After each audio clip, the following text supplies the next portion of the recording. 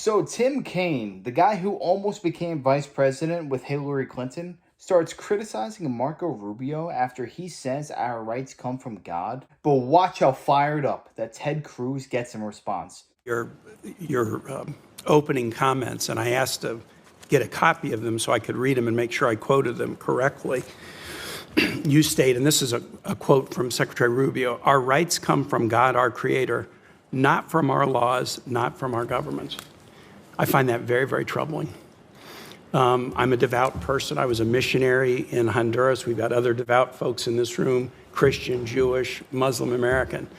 The notion that rights don't come from laws and don't come from the government, but come from the creator, that's what the Iranian government believes. It's a theocratic regime that bases its rule on Shia law and targets Sunnis, Baha'is, Jews, Christians, and other religious minorities. And they do it because they believe that they understand what natural rights are from their creator. So the statement that our rights do not come from our laws or our governments is extremely troubling. I think the motto over the Supreme Court is equal justice under law. The oath that you and I take, pledge to support and defend the Constitution of the United States, not arbitrarily defined natural rights. I'm a strong believer in natural rights, but I have a feeling if we were to have a debate about natural rights in the room and put people around the table with different religious traditions, there would be some significant differences in the definitions of those natural rights. You go on to say, "I believe our country and our government is the best in the world, and our strength comes from our enduring values." I believe that. But then you say, and you got to choose what to say in your opening testimony, these values aren't an endless list of, quote, rights. You put the quote around that to kind of demean the notion of rights that people create and change and form to meet their own needs or desires. These values aren't identity politics. They're the historic natural rights that we have as individuals pursuing life, liberty, and happiness in the world. Pursuing life, liberty, and happiness. The State Department's Human Rights Report has just struck out all references to the rights of LGBTQ people in countries and the way countries treat LGBTQ people. I mean, do they have a right to liberty? Do they have a right to life? Do they have a right to happiness? Senator Murphy pointed out that the Human Rights Report has taken out information about freedom of association, about freedom of expression, about exploitation of children, about prison conditions. These were all part of the human rights reports that have been done for years by the State Department. I think these are things that are connected to life, liberty, and the pursuit of happiness. They've now all been removed from the State Department's annual human rights report. And the notion that, well, we wanted to make it shorter or more readable just doesn't pass the laugh test with me and many others on this committee.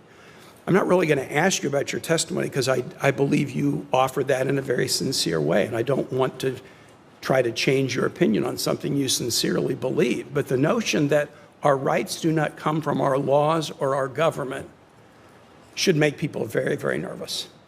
Because people of any religious tradition or none are entitled to the equal protection of the laws under the 14th Amendment. It shouldn't matter what their religious background is, what they think about God or the Creator, what their church affiliation is. You are entitled in this country, every person, to the equal protection of the laws. And so to demean laws and demean governments and suggest that rights don't come from laws and governments, I mean, again, I think there are such things as natural rights, and I try to live in accord with them. But I would never demean the law. We are a nation of laws, not men. Laws, not people. And if we now, after nearly 250 years, suddenly start to demean that or diminish that and suggest, no, it's natural rights as defined by a leader, the leader of Iran or the leader of any nation, that does not create a place of safety or comfort for folks. Mr. Wilcox, I want to just... Mr. Barnes, I'd actually like to go back to the exchange you had with Senator Kaine, and I wish Senator Kaine was still here. Senator Kaine and I were elected together 13 years ago. He is a friend. I would actually encourage observers to go back and listen to what Senator Kaine said, because I have to say I think was disturbing and showed much of where today's Democrat Party has gone wrong. So Senator Kaine said in this hearing that he found it a radical and dangerous notion that you would say our rights came from God and not from government. I just walked into the hearing as he was saying that, and I almost fell out of my chair. Because that radical and dangerous notion, in his words, is literally the founding principle upon which the United States of America was created. And if you do not believe me, and you made reference to this, Mr. Barnes, then you can believe perhaps the most prominent Virginian to ever serve, Thomas Jefferson, who wrote in the Declaration of Independence, "We hold these truths to be self-evident, that all men are created equal, and that they are endowed by their Creator, not by government, not by the Democratic National Committee, but by God, with certain unalienable rights, that among these are life, liberty, and the pursuit of happiness." I have to say it is stunning to me that the principle that God has given us natural rights is now deemed by Democrats some radical and dangerous notion. Mr. Jefferson was right when he wrote those words. Government exists to protect those rights. But slavery was not okay when U.S. law allowed it. It was wrong then, it is wrong now, it is always wrong.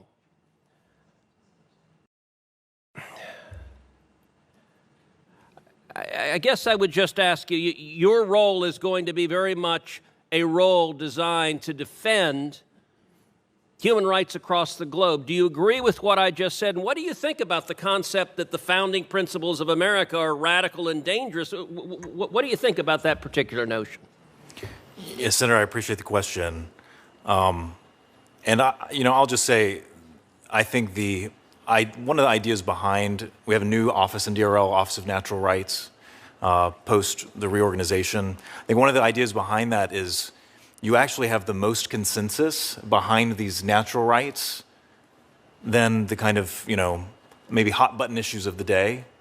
And so we should champion those. As Senator Kaine mentioned, all are created equal. We agree with that. That's in the Declaration of Independence, as is endowed by their creator with certain unalienable rights. The reason that we have the Constitution and the Bill of Rights is not to protect the government. It is to protect the people from the government. Because our founding fathers knew that if you gave a government too much power, they would never cede that power back to the people. Our rights as human beings don't come from government. They come from God. Just reach into your pocket and take out a dollar bill. What does it say right there? In God we trust. In fact, there's a subsection of the Declaration of Independence, and it says, "We hold these truths to be self-evident, that all men are created equal, that they are endowed by their Creator by certain unalienable rights, and among these are life, liberty, and the pursuit of happiness." Nowhere in that does it say our rights come from the government. Had Hillary Clinton won in 2016, or had Kamala Harris won in this previous election, those who are religious and those who believe in God